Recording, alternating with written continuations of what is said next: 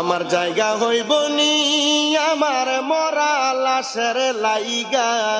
মসজিদের পাশে আমার কবর দিও কইরাই আমার জায়গা হইব নি আমার জায়গা হইব নি আমার মরা লাশের লাইগা মসজিদের পাশে আমার কবর দিও কইরাই আমার জায়গা হইব নি এলাকাবাসী রে আমি তোমরার ছেলে সন্তান কয়দিনের লাগিয়া মরার পরে সবাই আমায় যাবে রে বলিয়া এলাকাবাসী রে আমি তোমরার ছেলে সন্তান কয়দিনের লাগিয়া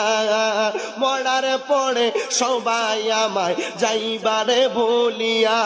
ওরে কষ্ট হইলে 3.5 হাত মাটি দিও কইরাই আমার জায়গা হইব নি আমার জায়গা হইব নি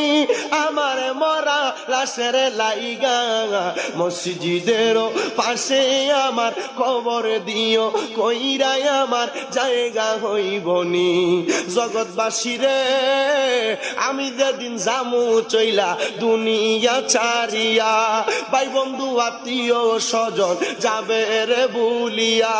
ওরে 3.5 হাত মাটির ঘরে 3.5 হাত দিও রে শুবাইয়া আমার জায়গা হইব নি আমার জায়গা হইব নি আমার মরা লাশের লাইগা